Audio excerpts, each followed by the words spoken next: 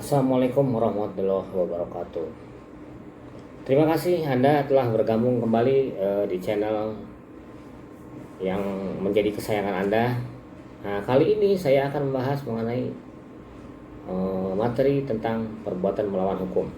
Tapi sebelum melanjutkan pada isinya, silahkan Anda tekan tombol subscribe dan like demi kelangsungan channel ini. Nah, jadi perbuatan melawan hukum. Nah, perbuatan melawan hukum itu ada dalam pasal 1365 KUH Perdata. Itu merupakan perbuatan yang dibilang unik ya, terbilang unik. Tidak seperti pasal-pasal lainnya. Nah, di mana pada aturan tersebut lebih merupakan struktur norma daripada substansi ketentuan hukum yang sudah lengkap. Nah, jadi oleh karenanya maka substansi ketentuan pasal 1365 KUH Perdata senantiasa itu memerlukan materialisasi di luar KUH Perdata. Jadi memerlukan pengembangan namanya. Nah, oleh karena itu perbuatan melawan hukum berkembang melalui putusan-putusan pengadilan dan melalui undang-undang. Perbuatan melawan hukum dalam KUH Perdata diatur dalam buku 3 tentang perikatan, di mana perbuatan melawan hukum itu sebenarnya berasal dari Eropa kontinental, dari Belanda, karena Indonesia selama ini kan dijajah oleh Belanda. Dalam KUH Perdata itu diatur dalam pasal 1365 sampai dengan 1380. Dalam pasal-pasal tersebut, nah itu mengatur bentuk dan tanggung jawab atas perbuatan melawan hukum. Nah, di mana dalam aturan pasal 1365 sampai 1380 itu di situ dijelaskan mengenai berbagai aturan tentang perbuatan melawan hukum. Nah,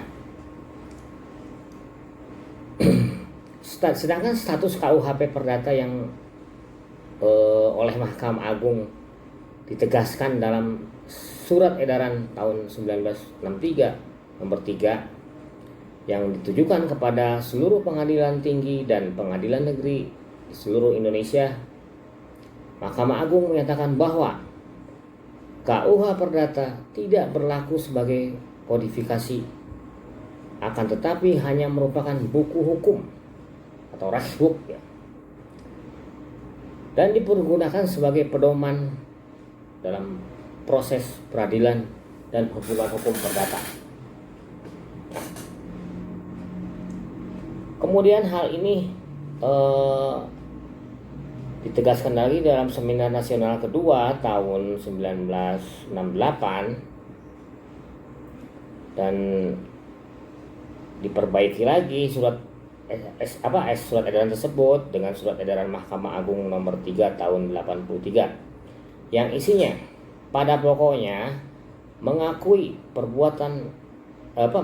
KUH Perdata tetap sebagai undang-undang dengan memberikan wewenang kepada hakim perdata untuk menguji secara material ketentuan-ketentuan mana dalam KUH Perdata yang sudah tidak sesuai dengan kebutuhan zaman. Jadi dalam hal ini hakim diberi kebebasan untuk mengambil atau menilai apa yang dalam aturan KUH Perdata tersebut yang sekiranya tidak sesuai dengan kondisi zaman atau tidak up to date lagi. Nah, itu silahkan ditinggalkan. Jadi MA di sini memberikan kebebasan kepada para hakim. Nah, perbuatan melawan hukum dalam pasal 1365 pada awalnya memang mengandung pengertian yang sangat sempit, hanya sebagai pengaruh dari ajaran legisme. Nah, pengertian yang dianut adalah bahwa perbuatan melawan hukum saat itu ya, perbuatan melawan hukum merupakan perbuatan yang bertentangan dengan hak dan kewajiban hukum menurut undang-undang.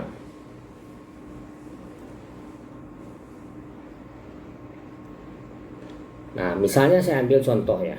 sekarang banyak kan para ahli hukum di Indonesia ini yang memberikan definisi tentang perbuatan melawan hukum yang substansinya sekarang lebih luas lagi.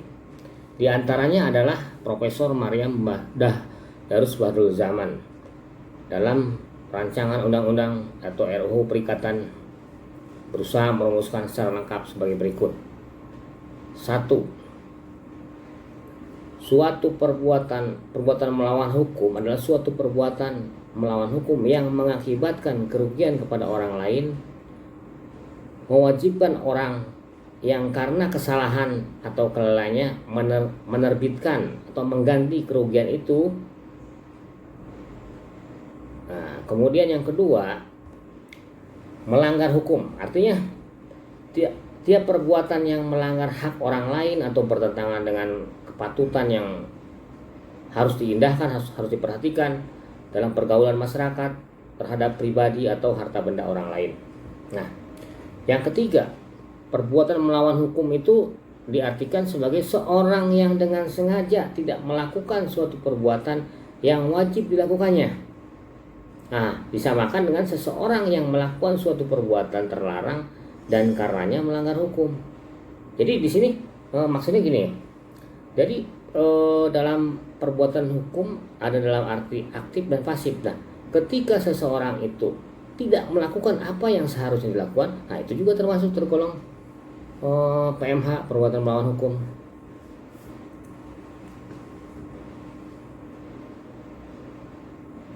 Nah, pernyataan dari Profesor Maryam Darus Badrul Zaman ini, perumusan norma dan konsep tersebut telah mengaborsi perkembangan pemikiran yang baru mengenai perbuatan melawan hukum. Sebab dalam konsep itu, pengertian melawan hukum menjadi tidak hanya diartikan melawan undang-undang atau hukum tertulis, tetapi juga bertentangan dengan kepatutan yang harus diindahkan dalam pergaulan masyarakat yang berupa hukum tertulis. Nah, pendapat berikutnya, ahli berikutnya menurut Sudargo Gautama. Nah, Sudargo Gautama itu mengartikan perbuatan melawan hukum yang telah lama membuat pusing para pakar ya, maupun para justiciabelen. Jadi dalam hukum barat, pengertian perbuatan melawan hukum itu semakin lama memperlihatkan sifat semakin meluas. Semakin banyak perbuatan-perbuatan yang dahulu tidak termasuk sebagai PMH sekarang sudah masuk. Nah, sekarang bagaimana dengan Indonesia? Nah, di Indonesia itu sebenarnya menganut pengertian perbuatan melawan hukum dalam arti yang luas. Hal ini dapat dilihat dari putusan Mahkamah Agung RI nomor 3191 K/Perdata tahun 1984 tentang kasus Mas Yuadi PS Igusti Lanang Rejek. Di situ dalam pertimbangannya Mahkamah Agung menyebutkan bahwa tergugat telah melanggar norma kesusilaan dan kepatutan dalam masyarakat sehingga menimbulkan kerugian terhadap diri penggugat. Nah, dengan berdasarkan pada norma kesusilaan dan kepatutan dalam masyarakat yang merupakan hukum yang tidak tertulis, maka dapat disimpulkan bahwa pengadilan di Indonesia telah menganut penafsiran luas mengenai perbuatan melawan hukum. Nah, jelas mungkin sampai di situ ya, saudara-saudara. Nah, kemudian berikutnya saya ingin membahas mengenai kriteria dari perbuatan melawan hukum itu sendiri. Apa yang menjadi kriteria perbuatan melawan hukum? Nah, akan kita bahas dalam sesi berikutnya. Terima kasih. Assalamualaikum warahmatullahi wabarakatuh. Senang sekali di hari ini kita berjumpa dalam acara permasalahan hukum yang ada di channel kesayangan Anda. Pada kesempatan kali ini saya akan membahas mengenai surat pernyataan surat pernyataan sebagai alat bukti. Tapi sebelumnya, mohon maaf, silahkan Anda klik subscribe dan tombol like demi kelangsungan channel ini.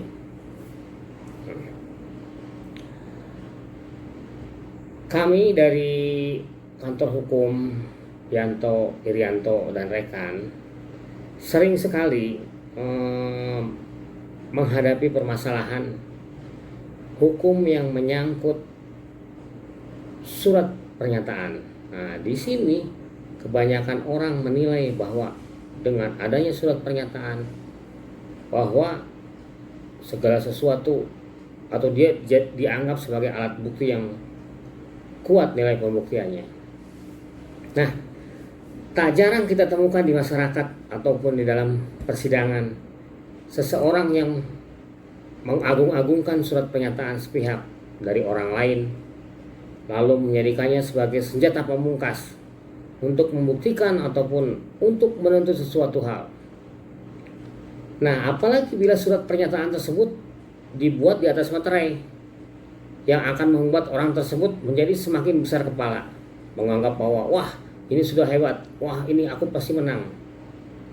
Nah, pertanyaannya di sini yang timbul,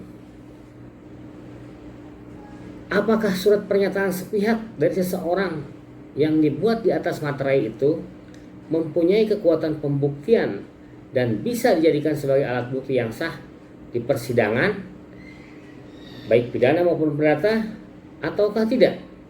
Nah, untuk menjawab hal ini, saya akan menjelaskan lebih lanjut. Pada prinsipnya, surat pernyataan itu tidak mempunyai kekuatan pembuktian apapun dan bukan merupakan sebagai alat bukti yang sah, terkecuali surat pernyataan itu diakui kebenarannya dan keasliannya dan keotentikannya oleh si pembuatnya, yang dilakukan di bawah sumpah di depan sidang pengadilan. Nah, adapun yang merupakan alat bukti yang sesungguhnya yang sah gitu ya menurut undang-undang, dalam pasal 1867 Undang-Undang KUH Perdata, adalah akte otentik yang dibuat oleh pejabat umum yang berwenang seperti akte notaris atau sertifikat tanah atau putusan pengadilan dan lain sebagainya lah, yang memang dimaksudkan sebagai alat bukti, atau akte di bawah tangan sekalipun yang dibuat oleh para pihak meskipun tidak dibuat atau diketahui oleh pejabat umum, misalnya notaris atau PPAT, asalkan itu diakui oleh para pihak. Di para pihak misalnya dalam jual beli ya, para pihak penjual dan pembeli itu mengakui kebenaran akte tersebut, nah itu baru merupakan alat bukti. Jadi jangan salah ya, jangan terlalu kita membangun, wah saya udah pernyataan dari orang ini menyatakan bahwa dia itu memiliki hutang kepada kita, atau pernyataan lainnya lah, semisal itulah. Jadi di sini surat pernyataan itu merupakan surat yang bukan akta otentik, yang kekuatan pembuktiannya sangat kurang dan masih bisa dipertanyakan isi serta keasliannya. Keotentikannya bisa dipertanyakan dari surat tersebut ya. Lagian surat pernyataan itu hanya berlaku bagi diri orang yang membuatnya saja dan tidak berlaku atau mengikat bagi orang lain. Nah, itu salahnya. Selama ini masyarakat menganggap bahwa dengan surat pernyataan bahwa wah, ada pengakuan bahwa ini sebagai alat bukti yang sah. Betul kalau memang sahnya, tapi dia tidak mempunyai nilai pembuktian. Sayang sekali, makanya dalam kesempatan ini saya membahas lebih lanjut. Nah, apakah yang menjadi dasar hukumnya bahwa surat pernyataan itu bukan alat bukti? Nah, saya akan mengambil salah satu dasar hukum yang berupa jurisprudensi keputusan Mahkamah Agung RI nomor 3901 K/PDT/1985 tertanggal 29 November 1988 yang menyatakan surat pernyataan yang merupakan pernyataan belaka dari orang-orang yang memberi pernyataan tanpa diperiksa di depan persidangan tidaklah mempunyai kekuatan pembuktian apa-apa atau tidak dapat disamakan dengan kesaksian. Nah, soal surat pernyataan, bagaimana Pak dengan surat pernyataan yang kan udah dibuat di atas materai? Nah, soal surat pernyataan yang di atas materai memang menurut Undang-Undang Bea Materai di sini tercantum dalam pasal 2 ayat 1 huruf A Undang-Undang Nomor 13 Tahun 85 tentang Bea Materai, bahwa apabila sebuah surat ingin diajukan sebagai bukti di pengadilan haruslah dibubuhi materai agar sah sebagai alat bukti. Jadi sahnya sih iya, tapi tidak mempunyai kekuatan pembuktian. Nah, yang jadi persoalannya begini, apakah surat pernyataan yang dibuat di atas materai tersebut punya kekuatan pembuktian? Nah, itu yang jadi pertanyaan. Saya akan menjawabnya. Kembali kita kepada jurisprudensi nomor 3901 di atas. Kalau orang yang membuat surat pernyataan tersebut bisa dihadirkan di depan persidangan dan memberi keterangan bahwa memang benar surat tersebut dia yang membuat dan dia yang mendatanginya, serta dia membenarkan isi yang di dalamnya, apa yang termuat di dalamnya, maka surat pernyataan tersebut barulah mempunyai kekuatan pembuktian. Nah, tapi jika orang yang membuat tidak bisa dihadirkan di persidangan atau menyangkalnya dia bahwa, maka surat pernyataan tersebut tidak mempunyai kekuatan bukti apa-apa. Nah, itulah pelajaran yang berharga bagi kita semua. Jangan sampai misalnya dengan surat pernyataan itu kita gagah merasa akan menang dalam pengadilan, kita merasa benar. Nah, itu keliru sekali. Jadi kesimpulannya di sini, pertama, ini tips buat Anda ya, buat Anda masyarakat semuanya ya. Pertama, jika mengajukan bukti berupa surat pernyataan, maka wajiblah kita menghadirkan orang yang membuat pernyataan tersebut di persidangan untuk mengkonfirmasi dan menjelaskan bahwa surat pernyataan tersebut memang dia yang buat dan dia mengakui keasliannya. Maka dengan begitu surat pernyataan akan mempunyai kekuatan pembuktian yang bagus gitu, yang pembuktian kuat. Nah, kemudian yang kedua, surat pernyataan yang dibuat di atas materai itu hanya surat tersebut dapat diajukan sebagai alat bukti di pengadilan, bukan berarti surat pernyataan tersebut mempunyai kekuatan pembuktian, mempunyai nilai kekuatan pembuktian di sidang pengadilan. Nah, jadi sekali lagi kita harus berhati-hati dalam menghadapi permasalahan ini atau kita menghadapi sengketaan dengan orang lain, maka jangan melakukan kesalahan kalau kita sudah mengetahui bahwa surat pernyataan itu tidak mempunyai kekuatan hukum. Demikianlah sedikit uraian dari kami. Apabila Anda memang merasa perlu untuk mendapat pemahaman lebih lanjut atau untuk berkonsultasi apabila Anda menghadapi masalah hukum, maka silahkan datang ke kantor kami, kantor hukum Yanto Irianto dan rekan yang berada di Cirebon, Kabupaten Cirebon. Tepatnya alamatnya tercantum di bawah ini. Terima kasih atas perhatian saudara-saudara sekalian. Wabillahi taufiq wal hidayah. Wassalamualaikum warahmatullahi wabarakatuh.